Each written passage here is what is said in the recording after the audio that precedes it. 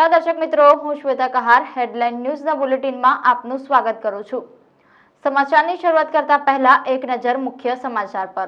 પિતા પુત્રે 60,000 માટે પાડોશીને છાણી લઈ જઈ કટરના ઘા ઝીક્યા, હત્યાનો ભેદ ઉકેલાયો।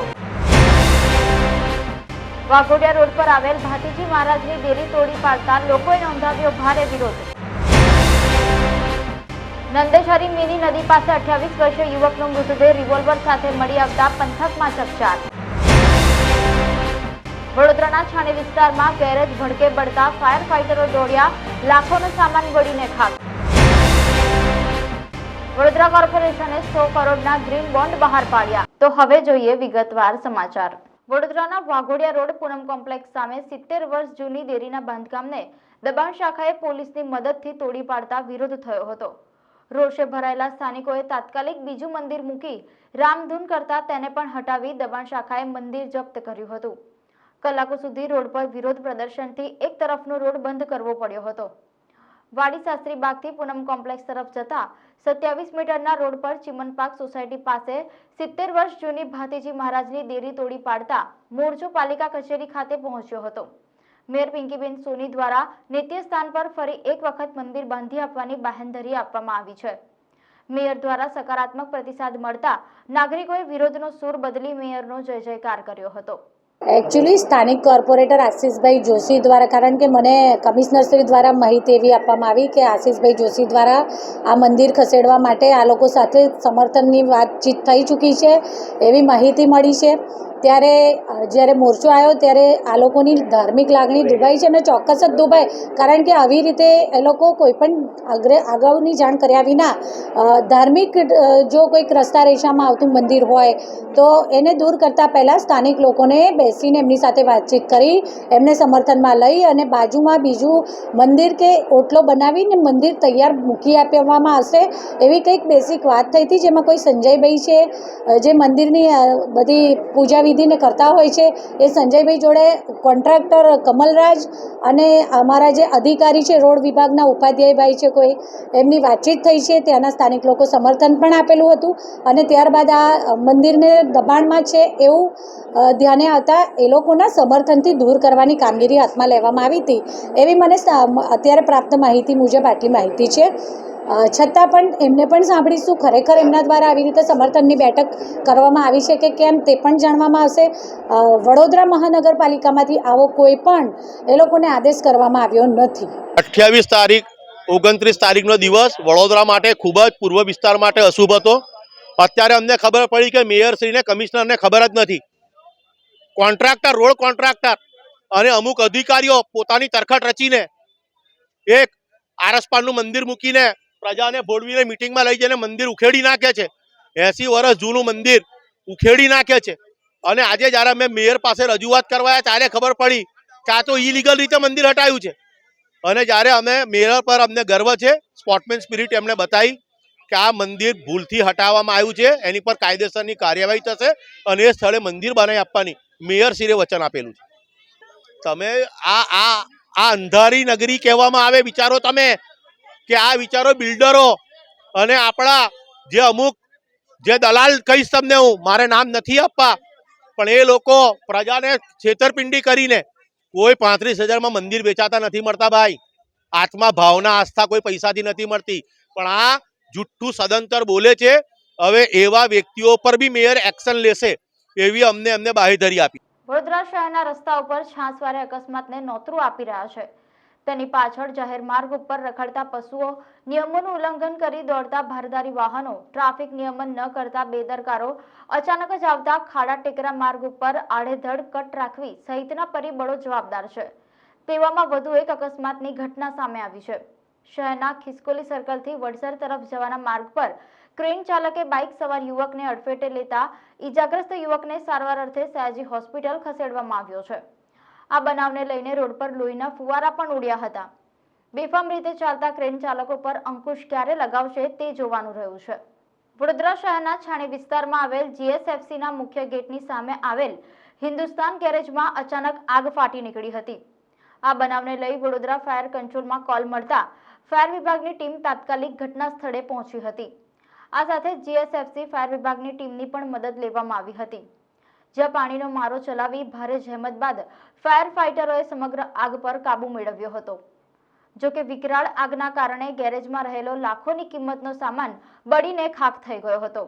આગ લાગવાનું કારણ હાલ જાણી શકાયું નથી, પરંતુ શોર્ટ સર્કિટના કારણે આગ લાગી હોવાનું અનુમાન લગાડવામાં આવી રહ્યું છે. ભારત અને એશિયામાં પ્રથમ certified municipal green climate bond Vadodara પાલિકાએ બહાર પાડ્યો છે. બોમ્બે સ્ટોક એક્સચેન્જના ઇલેક્ટ્રોનિક પ્લેટફોર્મ પર બિડિંગ થયું હતું. બોન્ડની પ્રક્રિયામાં કોર્પોરેશનના municipal commissioner, mayor, chairman, Bombay stock એક્સચેન્જની ટીમ જોડાઈ હતી. હાલ ઉંડેરા, સેરખીમાં એસટીપી, બિલ ખાતે એપીએસ અને ડ્રેનેજ નેટવર્ક પાછળ 100 કરોડનો ખર્ચ પાલિકા કરશે. 100 કરોડ રૂપિયા કોર્પોરેશને ગ્રીન બોન્ડથી મેળવ્યા છે. આ બિલ્ડિંગમાં 44 લોકોએ કોર્પોરેશનના બોન્ડમાં રસ દાખવ્યો છે. બોન્ડ 14 ગણો વધુ આવ્યો છે અને અગાઉ 10 ગણો વધુ આવ્યો હતો. બોન્ડ માટે 1426 કરોડનું બિડિંગ થયું છે, જેમાં 7.90% વ્યાજે કોર્પોરેશનને 100 કરોડની લોન મળી છે. આ અંગે વધુ માહિતી મ્યુનિસિપલ કમિશનર દિલીપ રાણા અને મેયર પિંકીબેન સોનીએ આપી હતી. શિક્ષામાં પ્રોત્સાહન આપતું એટલે કે ઈ બોન્ડ અથવા ગ્રીન બોન્ડ, અને એ રીતે રોકાણકારોને આકર્ષી અને વડોદરા મહાનગરપાલિકાને જે પણ કામો કરવાના થતા હોય છે, વિકાસના કામો, જેમાં આદરણીય વડાપ્રધાન શ્રી દ્વારા જે તે સમયે અમૃત યોજનાને આ ઈ બોન્ડ સાથે જોડી અને વિકાસના કામોમાં આ દિશામાં કાર્ય કરવાની શરૂઆત કરવામાં આવી હતી. જેમાં ગત વર્ષે પણ વડોદરા શહેરે નોંધપાત્ર ઈ બોન્ડ દ્વારા નોંધપાત્ર વિકાસની દિશામાં વડોદરા શહેરના વિકાસને વધુ વેગવાન બનાવ્યો છે. ત્યારે આ વખતે પણ ગ્રીન બોન્ડ થકી આપણે આ રોકાણકારોને આકર્ષી અને આ દિશામાં આપણે પણ આગળ વડોદરાના વિકાસને વધુ વેગવાન બનાવી શકીશું. ગત વર્ષે 100 કરોડની સામે આપણને 10 ગણું એટલે કે 1000 કરોડનું બિડિંગ હતું, જે 7.15% વ્યાજના દર પર પડ્યું હતું. ત્યારે આ એનું ઇન્ટેન્સિવ 13 કરોડ બાદ કરતાં 4.55%ના દરે આપણને પડ્યું હતું. અને આ વખતે આપણે 100 કરોડની સામે 1460 ઓવર સબસ્ક્રાઇબ એટલે કે 7.90%ના ઇન્ટેન્સિવ બાદ કરતાં 10 થી 13 કરોડની અમાઉન્ટ આપણને 5.30 થી 5.90%ના દરે મળશે. વડોદરા શહેરના વિકાસને વધુ વેગવાન બનાવવાની દિશામાં મ્યુનિસિપલ કમિશનર શ્રી દ્વારા તથા એકાઉન્ટ વિભાગના તિવારીજી અને તેમની સમગ્ર ટીમને હું ખૂબ ખૂબ અભિનંદન આપું છું. તેમના ઉત્કૃષ્ટ અનુપમ પ્રયાસોને કારણે આપણે આજે વડોદરા મહાનગરપાલિકા આટલા રોકાણકારોને આકર્ષી અને વડોદરાના વિકાસમાં 3 અલગ અલગ કામો, જેમ કે સેરખી ખાતે 100 MLDની ક્ષમતાનો સુએજ ટ્રીટમેન્ટ પ્લાન્ટ છે લગભગ 62.60 કરોડના ખર્ચે, અને ઉંડેરાના 21 MLD ક્ષમતાનો સુએજ ટ્રીટમેન્ટ પ્લાન્ટ અને પમ્પિંગ સ્ટેશન છે, જે લગભગ 30.63 કરોડના ખર્ચે બનાવવામાં આવશે. અને નવીન સમાવેશ થયેલ બિલગામ ખાતે નવીન એપીએસનું બાંધકામ અને નવીન પ્રેશર લાઇન અને ડ્રેનેજ નેટવર્ક લાઇન નાખવા માટે લગભગ 6.77 કરોડ. આમ ભારત સરકારશ્રીના ministry of housing and urban affairs અને US ટ્રેઝરી વિભાગ તરફથી આ મ્યુનિસિપલ બોન્ડ બહાર પાડવા માટે જેને પણ વડોદરા મહાનગરપાલિકાના સૌ અધિકારીશ્રીઓની ટીમ અને સૌ પદાધિકારીઓને હું ખૂબ ખૂબ અભિનંદન પાઠવું છું. આ એશિયાનો પ્રથમ ગ્રીન બોન્ડ જે ઇન્ટરનેશનલ સર્ટિફિકેશન પ્રાપ્ત કરવા જઈ રહ્યું છે, તો વડોદરા માટે ખરેખર ખૂબ સૌભાગ્યની વાત છે. અને અમે સૌ ખૂબ એના માટે પોતાને ખૂબ સૌભાગ્યશાળી માનીએ છીએ કે વડોદરાને વિકાસની ગતિમાં વધુ વેગવાન બનાવવા માટે આદરણીય વડાપ્રધાન ભાઈ શ્રી નરેન્દ્રભાઈ મોદીજીના માર્ગદર્શન અનુસાર આત્મનિર્ભર વડોદરા મહાનગરપાલિકા બનવાની દિશામાં આ બીજું કદમ છે. હું સમગ્ર શહેર તથા સૌને ખૂબ ખૂબ અભિનંદન પાઠવું છું. વડોદરાના વિકાસ માટે જ્યારે નાણાં આજે એક પ્રેસ્ટીજની વાત છે કે વડોદરા શહેર માટે, વડોદરા મહાનગરપાલિકા માટે બોન્ડ ઇસ્યુ કરવા માટે આટલા રોકાણકારો જ્યારે આકર્ષાયા છે અને ભૂતકાળમાં પણ ઈ બોન્ડ થકી આપણે વડોદરાના વિકાસને વેગવાન બનાવ્યો જ છે, ત્યારે મને ચોક્કસ વિશ્વાસ છે કે આ વર્ષે પણ આપણે ખૂબ સુંદર આ કામગીરી કરી અને ફરી આવતા વર્ષે એનાથી પણ આગળ આ દિશામાં આગળ કંઈક અલગ નવું સ્ટેજ પ્રાપ્ત કરીશું. વડોદરા મ્યુનિસિપલ કોર્પોરેશન દ્વારા આ સેકન્ડ ગ્રીન બોન્ડ ઇસ્યુ થયો છે. 100 કરોડનું ડિનોમિનેશનવાળો આ બોન્ડ છે. આ બોન્ડ ઇસ્યુ કરતાં પહેલાં અમને ભારત સરકારના શહેરી વિભાગ દ્વારા, ગુજરાત સરકારના શહેરી વિભાગ, US ટ્રેઝરી અને અમારા અધિકારીઓ બધાને એમને માર્ગદર્શન આપ્યું અને એના કારણે આજે અમે બોન્ડ ઇસ્યુ કરી શક્યા છીએ. આ ગ્રીન બોન્ડ એ ક્લાઇમેટ બોન્ડ ઇનિશિયેટિવ નાની ઇન્ડિપેન્ડન્ટ સંસ્થાએ સર્ટિફાય કરેલો ગ્રીન બોન્ડ છે. આ ગ્રીન બોન્ડના માધ્યમથી જે અમૃત 2ના જે પ્રોજેક્ટો છે, ખાસ કરીને એસટીપીના જે સુવેજના જે પ્રોજેક્ટો છે એમાં ફાઇનાન્સ થશે અને આ પ્રોજેક્ટો અત્યારે બધા ત્રણ પ્રોજેક્ટમાં ફાઇનાન્સ થશે. ત્રણ પ્રોજેક્ટ અત્યારે ગતિમાં છે અને ઝડપથી આ પ્રોજેક્ટો પૂર્ણ થશે. આના જે ગ્રીન બોન્ડથી જે અમે પૈસા ઉગવ્યા છે એનાથી જે ક્લાઇમેટને ફાયદો થશે અને સાથોસાથ આજે એનું બિડિંગ કરવામાં આવેલું અને 14.6 ટાઈમ ઓવર સબસ્ક્રાઇબ થયું છે આ બિડિંગ.